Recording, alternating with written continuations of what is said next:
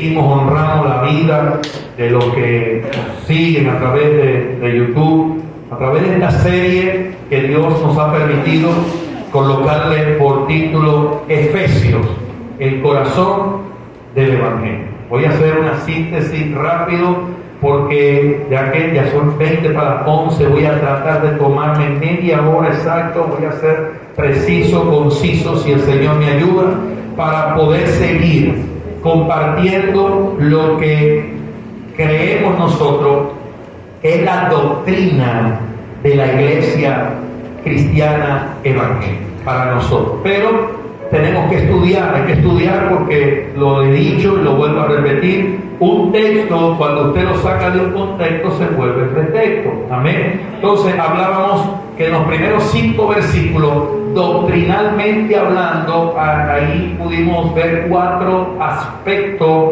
¿verdad?, acerca de la doctrina. Y el último, que no es por ser menos importante, pero es uno de los que hoy tenemos que resaltar, era la santificación. Amén. Entonces recordemos que la santificación, hay 3 tipos de santificación. La que primero nosotros somos lo que es la santificación posicional. Aquí estábamos, Dios nos apartó, porque la palabra santificación, santo viene del original apartado, Dios nos apartó. Y hablábamos que hay una segunda, ¿verdad?, una segunda santificación, que es la santificación, vamos a ver, la santificación que es de continuo, amén, que es una santificación progresiva, esa es la palabra, progresiva, una santificación que cuando nosotros creemos y somos apartados, a partir de allí, ¿verdad?, tenemos que seguir santificándonos más, o sea, tenemos que seguir apartando. Decíamos que la salvación es un punto, aquí comenzamos, ya Dios nos aparta, pero la santificación es un camino. O sea, necesitamos seguir santificándonos cada día más. Y la tercera, que es la final, es cuando estemos con el Señor, cuando seamos ya revestidos con nueva ropa, con nuevo cuerpo, amén, que es cuando ya estemos en el cielo, que es la santificación eterna, amén. Y hoy vamos a compartir, si Dios lo permite, 2 puntos doctrinales más, que está ahí en el mismo capítulo 1 de Efesios. Y una es la gracia y la otra es el sello del Espíritu Santo de Dios. Amén. Entonces, quiero destacar, antes de darle lectura a este texto, quiero que entendamos algo. Y esto es muy importante que nosotros hoy lo podamos entender. Recuerde que esta carta, cuando fue escrita, le dije que fue en el año 61, 62, 63, o sea, habían pasado aproximadamente 30 años después de la crucifixión de nuestro Señor Jesucristo. Entonces, no podemos salir de la historia, de la cultura que en ese momento estaba ocurriendo. ¿Por qué digo esto? Porque usted y yo hoy sabemos que hay un Cristo, que hay un Salvador, sabemos que Dios por su sangre nos redimió, que hoy tenemos entrada al trono de la gracia, ok, pero ¿cuándo? 2000 años más tarde.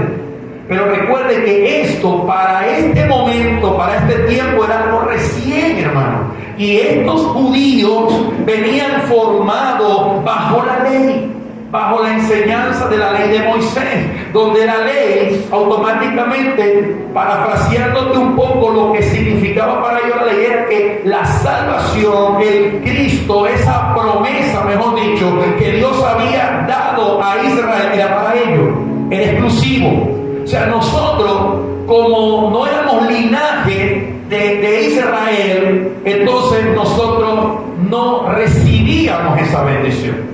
Y doctrinalmente para ellos, bajo la ley, había unos ceremoniales, había unas leyes establecidas para ellos poder recibir esa bendición. Entonces imagínate, llega el Evangelio, empiezan a predicar de Cristo, y eso en el tiempo era un poco confuso, porque ahora imagínate que esta gente que durante mucho tiempo vienen bajo una cultura y ahora empiezan a hablarle que ahora ahora el gentil también es adoptado, que el gentil también ahora pasa a ser parte del pueblo de Dios. Hey, hermano, eso era algo grave. Por eso es que Pablo dice, cuando él está dando sus credenciales, él dice circuncidado al octavo día, porque era la ley de Moisés. Dice, en cuanto a la palabra, en cuanto a la ley, celoso, decía Pablo. O sea, era celoso con la doctrina que Pablo conocía. Entonces, imagínense en ese tiempo alguien judío que ahora empieza a conocer, se le es revelada la gracia. Para ese entonces el Nuevo Testamento no estaba escrito. Entonces, imagínate todas las controversias que en ese momento se presentaban, porque esa gente que se convertía ahora al cristianismo le decía a la familia, pueden ser los familiares, los amigos, mi alma, ¿y ahora qué es eso? ¿Cómo que ahora, siendo ahora judío, vas a creer en eso que se está predicando de ese Cristo? Entonces Pablo, recuerden que Pablo estaba preso, Pablo estaba cautivo, y allí a Pablo le llegaban todas las informaciones. Pablo era especie de un mentor para muchos, un pastor para muchos. Entonces a Pablo lo visitaban y de pronto, bueno, Pablo, mira, allá en las iglesias que están en Éfeso, hay un problema porque ahora se está hablando de Cristo y usted sabe que ellos conocen la ley. Entonces Pablo automáticamente empieza a escribir y manifiesta lo que doctrinalmente ahora ellos tienen que aprender y decir, esta ahora es lo que tú vas a defender. Esta palabra, esto que yo voy a escribir, esta doctrina, ahora es lo que ustedes van a defender. Entonces, ahorita nosotros lo entendemos, ahorita muchos, aún el inconverso sabe que hay un Cristo que murió, que resucitó, pero bueno, ellos están esperando el tiempo de convertirse, de poder hacer las obras, usted sabe. Pero para ese tiempo no. Entonces quiero dejar eso claro, porque si no lo entendemos desde ese punto de vista, usted no le va a dar el entendimiento que ella merece. Por eso es que para ellos nueva adopción, ¿qué es eso? Santificación, ¿qué es eso? El que Dios había un plan eterno acerca de la salvación, ¿qué es eso?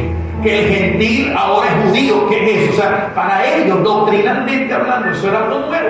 Entonces ahora Pablo deja escrito lo que era la doctrina. Decíamos que Pablo resume todo lo que Cristo enseñó, todos los fundamentos que el Señor dejó, lo resume en esta preciosa carta. Entonces hoy en el versículo, vamos en el capítulo 1, versículo 5, que fue el que dejamos, vamos a darle lectura desde allí hasta el versículo 8 y vamos entonces a aprender lo que es la gracia. Amén. Entonces, dicho esto, nos ubicamos allí en Efesios capítulo 1, versos 5 al 8 y vamos a leer bajo la bendición del Padre, del Hijo y del Espíritu Santo de Dios.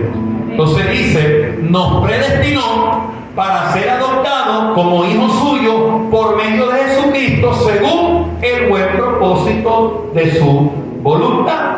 Vamos a ver, vamos a los versículos siguientes. Vamos a darle Reina Valera, vámonos al texto original. O sea, no era original, sino que se dice que Reina y Valera eran los escritos más antiguos, más cercanos que fueron traducidos del original. ¿Ven? Entonces, vamos a ver lo que Reina Valera nos enseña. Entonces, verso 6. Para alabanza de qué?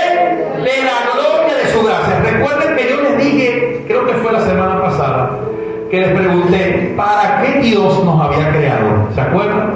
Que les dije, ¿por qué usted cree que Dios nos creó? Si Dios era Dios, o sea, ¿para qué era necesario? Y les decía que el trabajo de nosotros es alabanza de su nombre, alabanza de su gloria. Entonces Pablo lo deja establecido que fuimos adoptados, fuimos apartados, fuimos santificados, ¿verdad? ¿Para qué? Para alabanza de la gloria de su gracia, con la cual nos hizo aceptos, ¿dónde?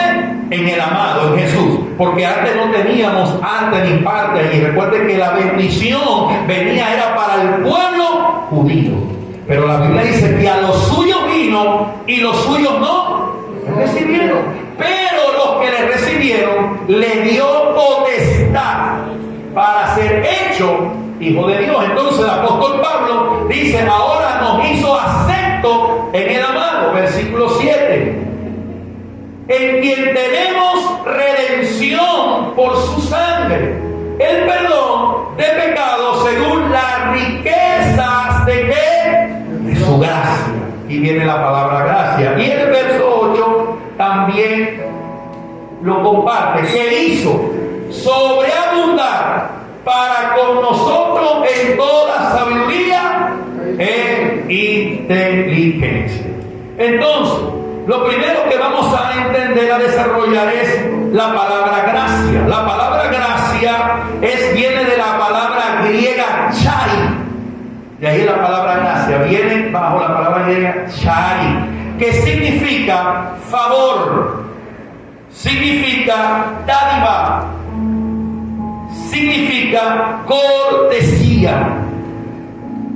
Romanos capítulo 6, versículo 14. Ahora vamos a empezar a pasearnos por algunos versículos para poderle darle peso a lo que doctrinalmente hablando Pablo está escribiendo. Y Pablo en sus cartas, ¿verdad?, escribe acerca de esta verdad. Y a Romano, a la iglesia que estaba en Roma, en el capítulo 6, verso 14, lo deja establecido. Fíjese lo que dice su palabra: porque el pecado no se enseñoreará de vosotros, pues no estáis bajo la ley, sino ahora estamos bajo.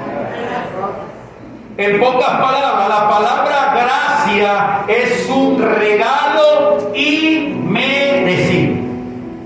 Amén. Mientras la ley mata, mientras la ley aparta, mientras la ley no te permite, mientras la ley te da una culpa, te culpa cuando tú no puedes cumplir, la gracia es la que nos da ese regalo inmerecido. Entonces Pablo le dice a los romanos: hey, antes estaban bajo la ley, pero ahora estamos bajo la gracia.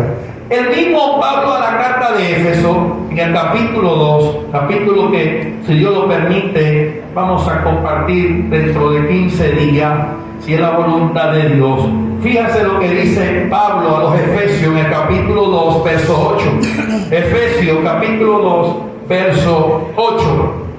Dice Pablo: porque por gracia, ¿soy qué? Pregunto yo, ¿por qué usted es salvo?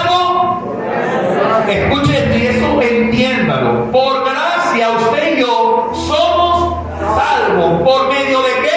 De la fe. Y esto no pues es don de Dios. Dame NBI, a ver qué tal lo traduce esta versión. Porque por gracia ustedes han sido salvados mediante la fe. Esto no procede de ustedes, sino que es el regalo. ¿Sí? Un regalo de Dios. Ahora, tenemos que entender algo. Hay líneas doctrinales. ¿Por qué necesitamos nosotros entender esto hoy? Porque hay muchas líneas doctrinales que enseñan que nosotros tenemos que hacer algo para alcanzar el regalo de Dios. O sea, hay líneas doctrinales que te dicen: hey, tú tienes que hacer esto, tú tienes que hacer aquello para recibir la gracia de Dios. Y quiero dejar esto claro y establecido en su vida. Nosotros no necesitamos hacer nada. Sencillo. Porque si usted y yo creemos que la salvación nos la ganamos por lo que nosotros hacemos, entonces vamos a hacer inútil la cruz de Cristo. ¿Me está entendiendo? Si usted y yo creemos que, y de dónde sacan el texto, hay muchos textos, porque ellos te van a decir, aquí está uno. La Biblia dice que Dios te creó para buenas obras, que son por obras. Entonces nosotros necesitamos entender hoy en día que nosotros no podemos hacer algo para poder ganarnos ese favor. Porque si usted lo piensa así como lo piensan otras doctrinas, otras líneas, otros fundamentos que te dan otras personas, nos podemos meter en problemas.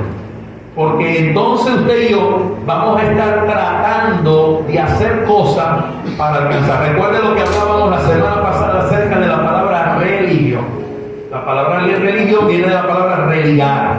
Viene del concepto de religión. Es el hombre alcanzando a Dios, haciendo algo para ganarse el favor de Dios. Y eso no es lo que Dios está enseñando. Porque el cristianismo, el evangelio, es el Señor acercándose a nosotros como su hijo. Amén. Entonces, la gracia, le dije que es un regalo inmerecido. Dice la palabra de Dios que es por gracia.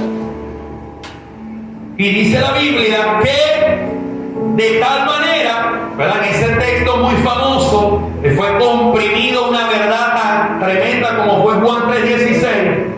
Diciéndoselo a aquel docto de la ley, porque yo lo he dicho muchas veces, a veces usamos este texto para los nuevos creyentes.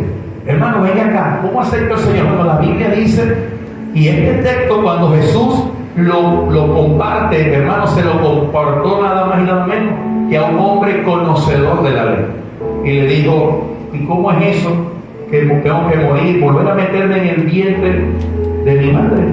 No entendían lo que Jesús estaba enseñando. Pero dice que de tal manera amó Dios al mundo que dio a su Hijo, a su unigénito, para que todo aquel, no algunos, para que todo aquel. Entonces esa palabra todo en la mente de un judío no cabe.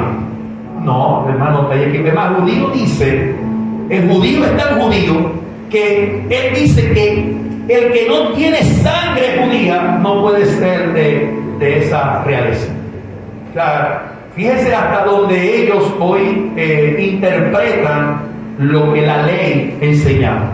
Pero hoy nosotros ahora tenemos entrada al trono de la gracia, no porque lo merecemos, sino porque a Dios le plació. Yo escribí acá algo que me llamaba la atención porque dice, la gracia otorga una bendición que no merecemos. Escuche bien, la gracia otorga una bendición que no merecemos. La misericordia retiene un castigo que sí merecemos.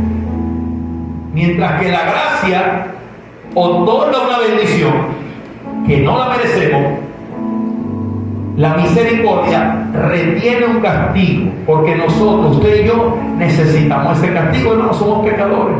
Pero ese castigo fue solamente por un hombre. Él cargó con todo nuestro pecado. Se hizo maldito en la cruz del Calvario y derramó sangre una vez y para siempre, para que usted y yo hoy podamos tener entrada al trono de la gracia. Es por eso que la gracia es que Dios decide bendecirnos en lugar de maldecirnos. Esa es la gracia. Yo lo he compartido con ustedes acerca del momento de aquel cuando pasó mi problema con la pastora. Yo le dije, no me hagas nada, no me lo merezco, pero ella ahí no hizo caso a lo que yo le había compartido. Ella ahí me enseñó, Dios la utilizó para poderme enseñar al Señor lo que significaba la gracia. Y lo entendí tan tremendo cuando el Espíritu me reveló o me iluminó ahí en ese momento, cuando llegué y le dije, ¿por qué hiciste esto? No me lo merezco. Antes que ella hablara, el Señor habló por ella y me dijo, esto es gracia, un regalo inmerecido. No te lo mereces, pero por amor a ti yo te lo voy a conceder. Amén. Hebreos capítulo 4, versículo 16. El escritor a la carta de los Hebreos, en el capítulo 4, versículo 16, vamos a darle otro peso doctrinal a esto para pasar al siguiente punto. Dice, así que acerquémonos como iglesia confiadamente al trono de la gracia.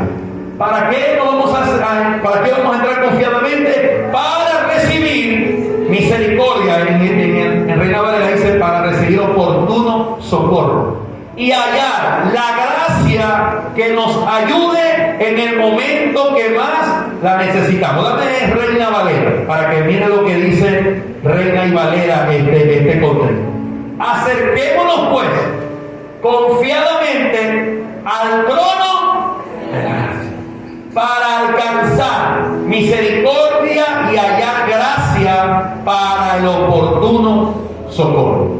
Entonces, usted y yo tenemos que entrar confiadamente, sabiendo que ya el Padre de antemano nos dio esa bendición para poder hoy, aunque no lo merecíamos, al Padre le plació entregar. Entonces, en conclusión, usted y yo no necesitamos hacer nada para alcanzar esa gracia, porque de ser así, entonces haríamos inútil la cruz de Cristo. Ahora, para que no se vaya a malinterpretar, porque usted puede decir, pero pastor, me dijiste que sin santidad nadie va a ver a Dios, entonces si no tengo que hacer, no, el trabajo de nosotros es seguir estando apartados. Recuerden que la palabra santidad es apartarse.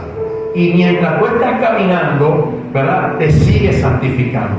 Te sigues santificando. Eso es lo que únicamente nosotros necesitamos, poder ver a Dios, tener esa, entender que si no nos santificamos cada día más, no vamos a poder ver la gloria de Dios. Jesús dijo, sé santo como yo soy santo, porque así es mi Padre es santo y necesitamos apartarnos cada día más. Amén. Ok, dicho esto, vamos a leer ahora en Efesios capítulo 1, verso 12 al 14. Aquí vamos a ver el segundo punto doctrinal de hoy, ya vendría siendo como el sexto aproximadamente, acerca de lo que Pablo nos enseña a través de su carta, que es el sello del Espíritu Santo de Dios. Lo vuelvo a recordar. Recuerden que esta carta, cuando fue escrita hace más de 2000 años. Entonces, cuando fue escrita, ¿verdad? Ese entendimiento que el judío tenía no le daba comprender lo que usted hoy y yo nosotros podemos comprender. Pero sí necesitamos entenderlo ahora doctrinalmente. ¿Por qué Pablo, cuando escribe, dice porque ustedes fueron sellados? ¿Por qué Pablo habla acerca de una garantía, o sea, de unas aras? ¿Por qué? Para que nosotros podamos hoy saber, poder saber doctrinalmente lo que el Señor nos está enseñando. Amén. Entonces, Efesios capítulo 1, versículo 12 al 14, para que sigamos avanzando, vamos a poder leer acá acerca de ese sello, a fin de que seamos para alabanza de su gloria, nosotros lo que primeramente esperábamos en Cristo. Verso 13.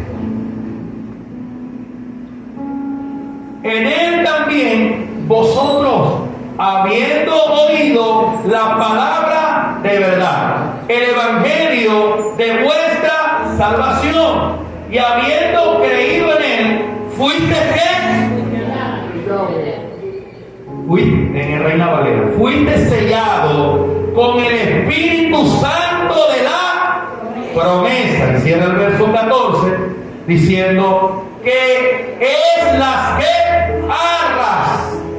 ¿Qué significa esta palabra, iglesia? Arras. Garantía. Usted lo vio en el grupo familiar, ¿se acuerdan? Cuando el pastor Edwin pasaba las clases que estuvimos hablando acerca del Espíritu Santo. Esta palabra arras es la garantía, o sea, para que en la garantía de nuestra herencia hasta la redención de la posición adquirida para alabanza de su gloria. Entonces, dicho esto, el sello, ¿por qué Pablo habla de un sello? ¿Por qué Pablo escribe? Para que culturalmente hablando, históricamente hablando, se manejaba en ese tiempo y nosotros o este grupo de personas pudiera entender lo que Pablo estaba escribiendo. Entonces el sello reafirma una idea de posesión.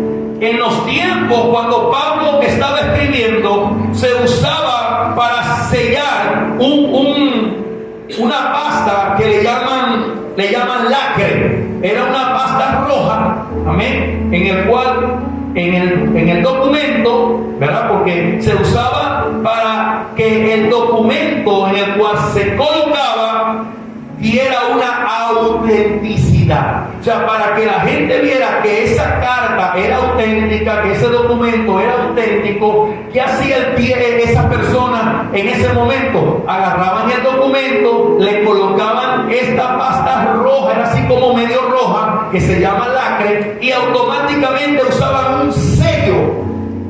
La familia para ese entonces tenían un sello en el cual sellaban rácata. Y eso daba autenticidad. El rey también usaba ese sello.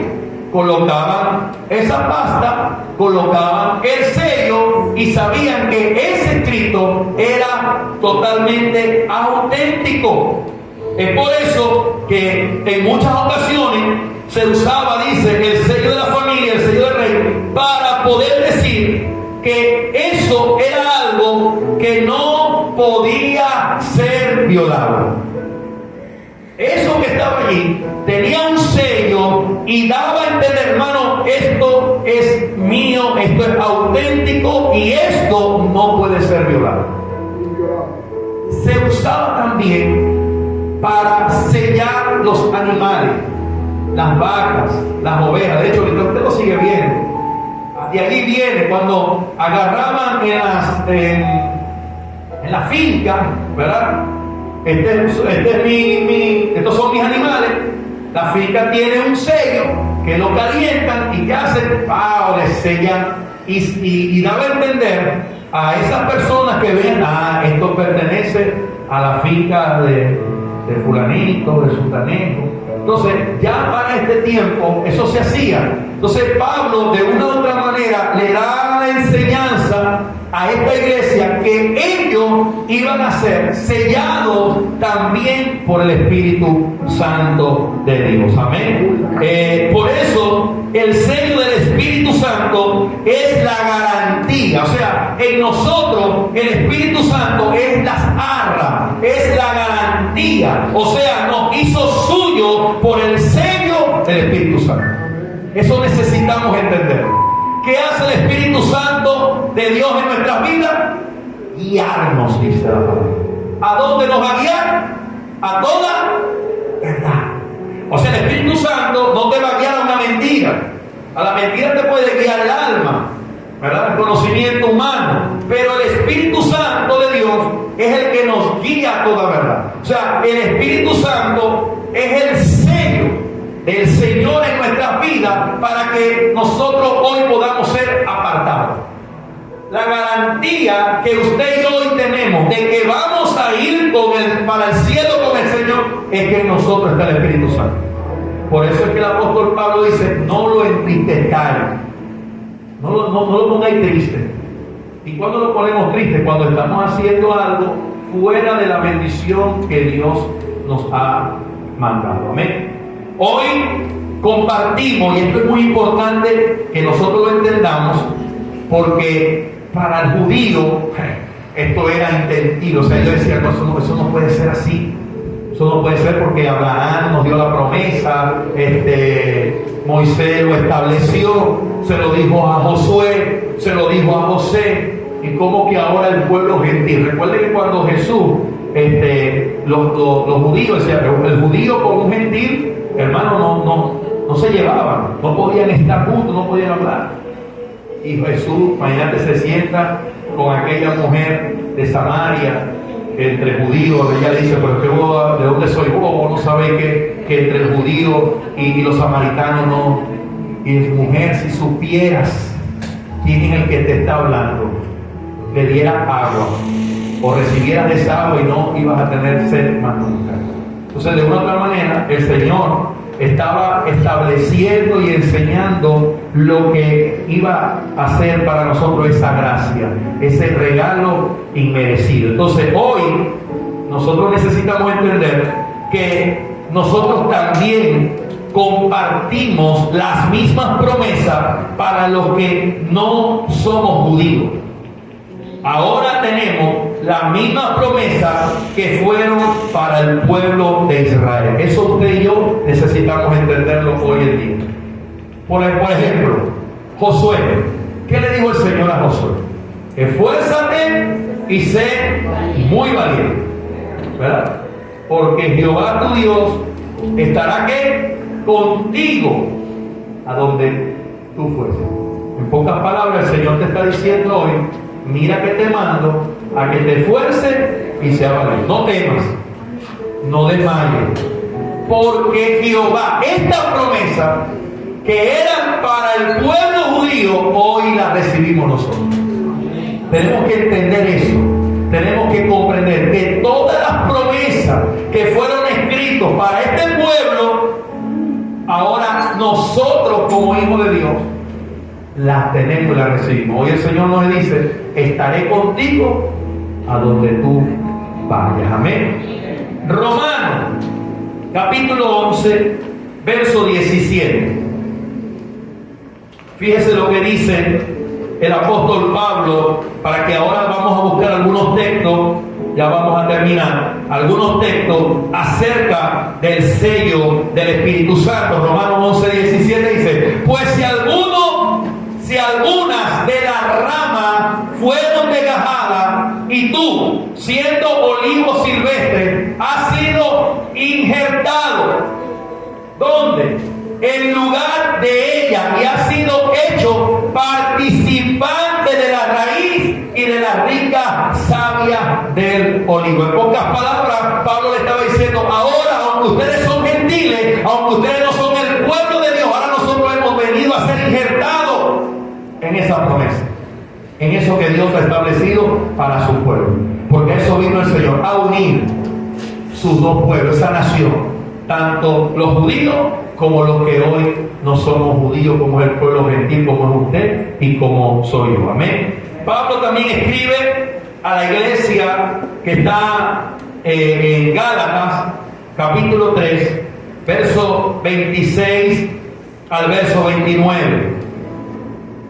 Miren lo que dice el Señor a través de Pablo, a través de esta carta usada por el Señor en el capítulo 3, verso 26 al 29. Dice: pues todos, ¿qué dice ahí? Y la palabra todo es ¿qué? Todo, ¿verdad? En el griego, en el original, la palabra todo es todo. Pues todos soy hijo de Dios.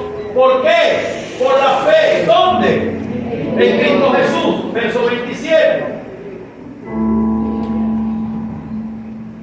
Porque todos, vuelve a recalcarlo, es necesario que usted lo entienda, porque, vuelvo y repito, si tú no tienes en mente, culturalmente, históricamente, que para ese tiempo solo se creía que el Señor venía era por su pueblo escogido, y no para los gentiles, no ahora para los que no eran de la circuncisión, entonces no le vamos a tomar sentido.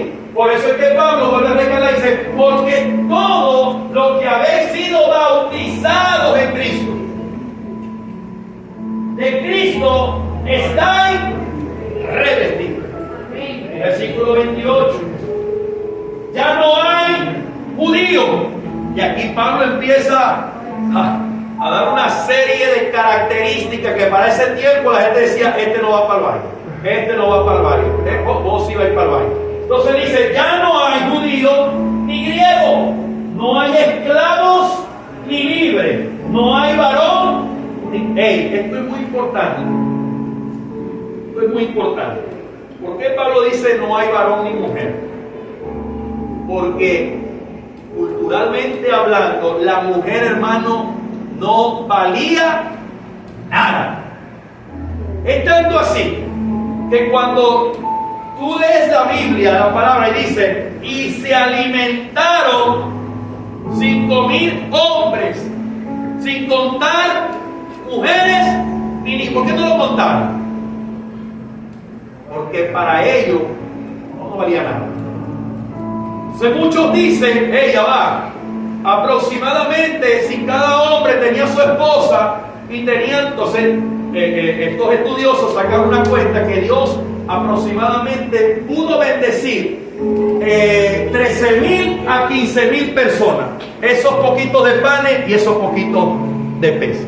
Entonces, para ese tiempo decir, ella va, ya no hay varón, ya no hay varón ni mujer, porque, y vuelve a recalcarlo, hermano, porque todos vosotros sois ¿qué? Uno en Cristo. Diciendo el verso 29, diciendo Pablo, así vosotros sois de Cristo, ciertamente linaje de Abraham sois, y heredero según esa promesa que le dio el Señor a Abraham, hoy la recibimos nosotros. Entonces, para ellos, decir esas cosas, no, hermano, por eso es que Pablo, cuando le escribe, si tú lees esa carta completa, Pablo le da durísimo a esa iglesia local. Porque después de haber enseñado y haber practicado la verdad, ellos comenzaron a irse otra vez al judaísmo, a volver a entrar en que había que circuncidarse. Y Pablo le dice, ¿cómo que ahora, Gálatas insensato? Le dice, ¿cómo que ahora me estáis diciendo que, o sea, ahora Cristo murió en vano? O sea, la cruz no significa nada. Vamos otra vez a la ley, vamos otra vez a la circuncisión. No, hermano, no hay judío, no hay griego, no hay gentil, no hay varón, no hay nada, porque todos. Eso era duro para un judío, durísimo, porque el judío, como se lo dije, verdad que ellos respaldaban su creencia. Entonces, de hecho, ahorita todavía en ese pueblo, hermano, hay gente que todavía se sigue dando golpes en el muro de lamentación, esperando por ese Mesías, esperando por ese rey, seguirlo esperando, que él va a venir, pero va a venir ahora para juzgar su pueblo. Por eso digo que cuando vino por su pueblo, no le recibieron, pero a los que le recibieron, y eso fuimos nosotros para la gloria de Dios. Así que Pablo termina el capítulo 1 pidiéndole en oración a Dios que nos dé sabiduría. Le pide que nos inunde el corazón y le pide que nos dé entendimiento. Cuando leemos, vamos a leer ahora el capítulo 1 para cerrar del versículo 15 al 23 este capítulo. Fíjese que Pablo, después de haber enseñado lo que era ahora la doctrina que ellos necesitaban defender, que ellos necesitaban entender, Pablo empieza a clamar a Dios y le dice: Señor, yo te pido ahora que les des el entendimiento a ellos, que eso que a mí se me reveló se les pueda revelar a ellos, que ellos puedan entender que ahora todos nosotros somos uno. Y vamos a leerlo literal para que vean. Capítulo 1 del 15, termina el 23, si no me equivoco. Por esta causa también yo, habiendo oído de vuestra fe en el Señor Jesús. Pablo escuchó de lo que ellos estaban practicando, de lo que la iglesia que estaba ahí en Asia estaba practicando. Él escribe, después que le da la doctrina y le dice: defiendan esto, crean en esto creemos. Pablo dice: ahora, habiendo oído de la fe que tienen ustedes en el Señor y de vuestro amor para con todos los santos, para con todos los que están apartados, para todos los que están santificados. Verso 16, dice el apóstol Pablo: no ceso de dar gracias por vosotros, haciendo memoria de vosotros en mi oración. Lo hablaba el pastor Semprún desde el momento que empezó a predicar. Hace semanas lo recordaba el Señor. Pablo, si algo hacía con una conciencia limpia, es orar por la iglesia, es orar por el pueblo del Señor. Y aquí a ellos le está diciendo: siempre en mis oraciones hago memoria de ustedes, de esa fe. Verso 17, dice la palabra de Dios: para que el Dios de nuestro Señor Jesucristo, el Padre de gloria, os dé espíritu de ¿qué? De sabiduría. Esa es la oración de Pablo. Aún para nosotros, venga tu reino hoy. Que el Padre nos dé espíritu de sabiduría. Esto es muy importante. Que nos dé espíritu de revelación en el conocimiento de Dios. a mí me fascina. Yo estudiando esto, hermano, usted no tiene idea. Y yo le decía a la pastora en estos días, yo tengo una ventaja, que yo de aquí los puedo mirar a todos. Aunque usted no me vea, yo los puedo mirar a todos. Usted no puede mirar a su hermano. Pero a veces yo veo caras de personas que anhelan más. Dame más. Si no te podéis callar, pastor, seguí, dale, no importa. Yo no como, yo me quedo aquí. Pero hay otros, hermanos, que si usted los viera, prácticamente me comen, bostezando la actitud. Y eso, aunque usted no lo crea, a mí me entristece. ¿Por qué, pastor? Por su bien. Y así como Pablo, mira, si hay algo que me hacía énfasis anoche a la 1:15 de la mañana, escribiendo estas palabras, el Señor era eso. Sigue orando, hijo. Sigue orando por tu iglesia. Sigue orando por la responsabilidad que yo te delegué en ese cuerpo. Y es lo que estoy haciendo. Lo único que yo puedo hacer por usted es orar, más nada. Disculpe, no puedo hacer más nada. Pero yo desde hace rato he aprendido y Dios lo sigue confirmando acerca de esa conciencia muerta. Acerca de que a veces no entendemos, pero no entendemos porque no queremos, sino porque no hemos sido diligentes en recibir lo que papá ha establecido para el cuerpo de Cristo. Entonces Pablo, así como ora a la iglesia que estaba acá en Éfeso, es mi oración. Y ayer le decía, Señor, yo te pido, Padre amado, que tú puedas darle espíritu de sabiduría y de revelación en el conocimiento tuyo, bendito Dios. Sigue el apóstol Pablo diciendo, alumbrado o alumbrando los ojos de vuestro entendimiento, para que sepáis. ¿Qué vas a saber, iglesia? ¿Qué necesitas tú y yo saber? ¿Cuál es la esperanza a que Él os ha?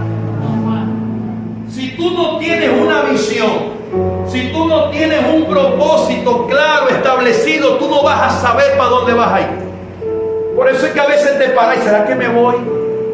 ¿Será que me sigo quedando ahí? Lo que pasa es que tenemos que entender, iglesia, a qué Dios nos ha llamado. ¿Cuál es esa promesa que Dios estableció en nuestras vidas, ese propósito, y que hoy cada uno de nosotros necesitamos cumplir? Entonces Pablo dice, para que sepáis cuál es la esperanza que Él os ha llamado y cuáles son las riquezas de la gloria de su herencia en los santos, o sea, en los apartados. Verso 19. Y cuál la supereminente grandeza de su poder para con nosotros los que creemos, los que aprendimos a que hoy no somos hijos de la creación, sino que somos hijos de la... Ay, los respeto. Gracias, hija. De la decisión. Usted tiene que decidir. Mientras usted no decida que el Señor entre en su vida, claro, hay un valor, ¿verdad? Dios nos dio ese valor de ser amado, de ser su creación. Pero nosotros necesitamos entender que ya no somos de la creación, sino de la decisión, de que hoy nosotros fuimos aceptos en el amado. Entonces, según la operación del poder de su fuerza, verso 20, la cual operó en Cristo, resucitándole de los muertos y sentándolo a su diestra en los lugares celestiales, verso 21. Sobre todo principado y autoridad y poder y señorío, y sobre todo nombre que se nombra, no solo en este siglo, sino también en el venidero. Y sometió todas las cosas bajo ¿qué? Bajo sus pies, y le dio por cabeza sobre todas las cosas. ¿A quién? Le dio a la iglesia ¿qué? La autoridad. Esa autoridad se le fue dada a la iglesia. ese poder, esa autoridad, hoy nosotros la tenemos y necesitamos entender eso. Y cierra el apóstol con el verso 23, la cual en su cuerpo la plenitud de aquel que todo lo llena en todo. Iglesia, póngase sobre sus pies. Y hoy quiero que entendamos que Cristo vino para unirnos y no para separarnos. Lo voy a volver a repetir. Jesús vino para unirnos y no. ¿Y sabe lo que me hacía sentir el Espíritu Santo esta madrugada? Que hay muchas personas hoy en día que todavía siguen practicando el judaísmo. ¿Cómo así, pastor? Que solo creen que la salvación es para ellos y no es para el que tenía al lado. No es así. Dios no vino a que hoy estuviéramos separados. Dios vino fue a unirnos. Y si hay algo, iglesia, que quiero enfatizar en este cierre de este primer capítulo, fíjese que vamos apenas 3 clases, 3 servicios, pero quiero animarte a que ese fuego que Dios ha establecido en ti, tú puedas avivarlo. Y te regalo lo que me regaló el Señor el día viernes.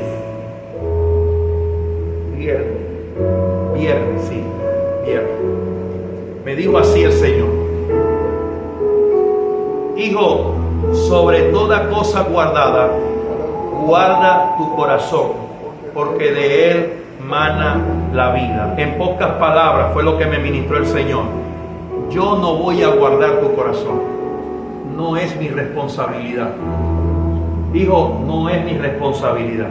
Discúlpame, la responsabilidad es tuya. Por eso yo establecí que sobre todo guarda tu corazón. Iglesia, sobre todo comentario, sobre toda acechanza del enemigo, sobre todo lo que se oponga a lo que tú has creído, a lo que tú decidiste defender.